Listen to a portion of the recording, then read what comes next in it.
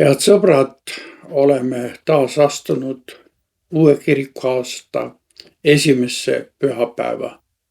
Esimest adventi tähistab ka esimene küünal siin meie ees.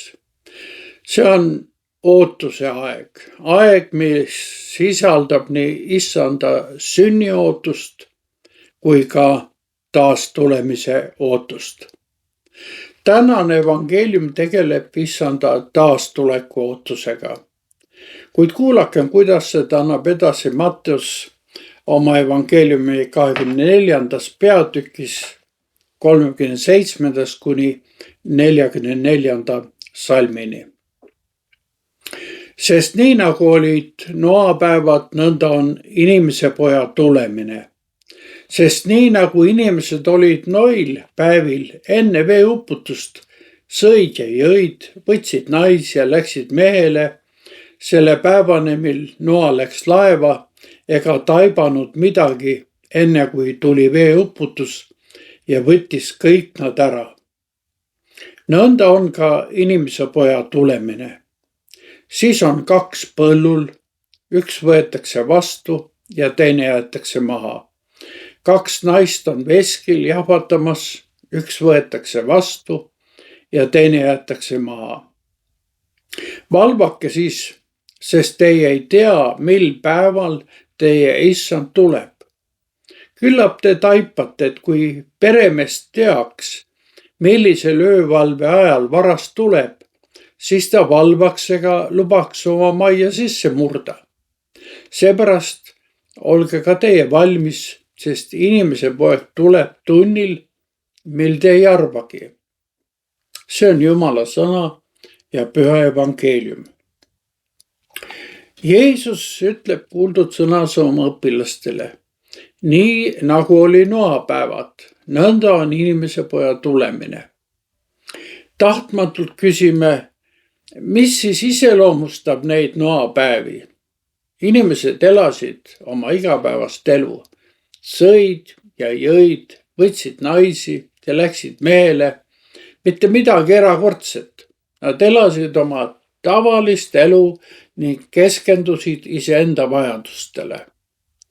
Jumalale mõtlemiseks polnud lihtsalt aega ega tahtmist. Kõik läks tavapäraselt, kuni saabus veeuputus, mis neilt kõik võttis. Argipäeva rutiin oli tekitanud neis pimeduse ähvardava kohtu suhtes. Jeesus hoiatab siin omasid, et inimese poja tulek saab olema sama äkiline ja ootamatu. See on nii ootamatu, et isegi kõige lähedasemad suhted katkevad. Kaks meest on põllul, üks võetakse, teine jäetakse maha. Kaks naist on veskil jahvatamas, üks võetakse, teine jäetakse maha. Need traagilised lahutused ei ole mingi taevane loterii, vaid nende inimeste sisemiste reaalsuste peegeldus.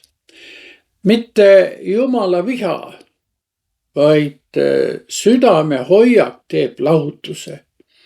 Need, kes valvavad ja ootavad issanda taastulekut, sarnevad küpsunud päevalille õiele, mis pöördub alati päikese poole. Nii ka meie sellel ootuse ja lootuste esimese pühal.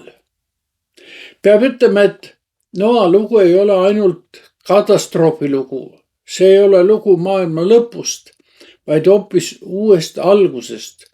Jumal uuendab maailma, mis ühest küljest liigub vastu hävingule, kuid teisest küljest taastab Jumal selle täiesti uuena.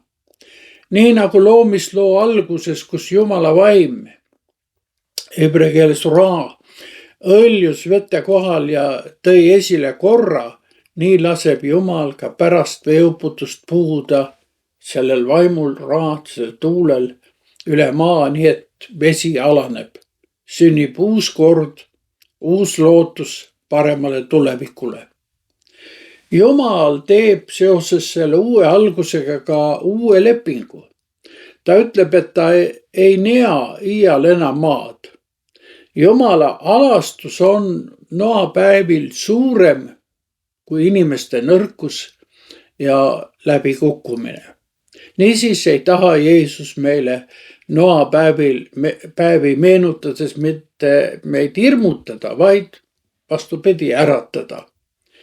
Esimese advendi põhiteema on valvake siis, sest te ei tea, mil päeval te issand tuleb.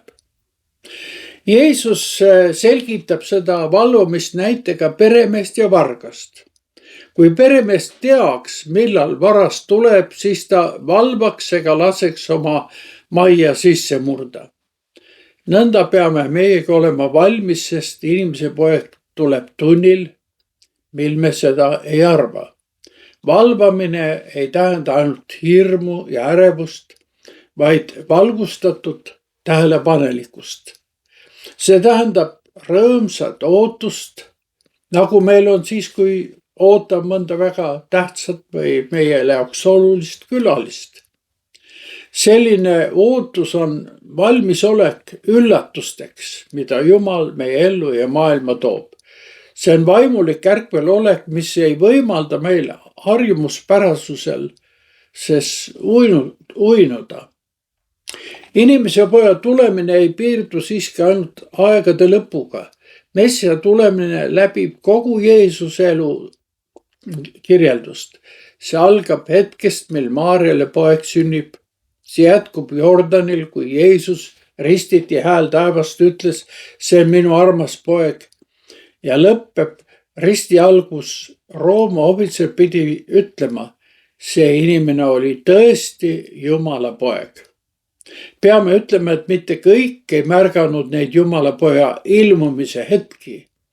Ja oli siiski ka neid, kes panid need sündmused oma südamesse, tallele ja hiljem ka kirja. Just nii ilmub issand meie argiellu ka praegu. Sellepärast valvake siis, sest te ei tea, mil päeval te issand tuleb. Ärkveloleku juures on oluline, et me vabaneksime liiga kindlatest ettekujutustest ja näilisest kindlusest. Meid kutsutakse taevariiki, mis on juba siin ja praegu meie keskel alanud, kuid millel on samas ka igaviku mõõde. Kuidas sinna pääseda?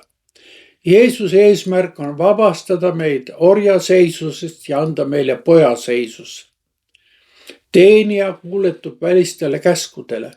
Ta töötab palga ja tunnustuse nimel. Poeg seevastu elab aga lähedases suhtes oma isaga. Ta teab, et teda armastatakse sellisena, nagu ta on. Teenija ja poeg täidavad firmas sageli samu ülesandeid.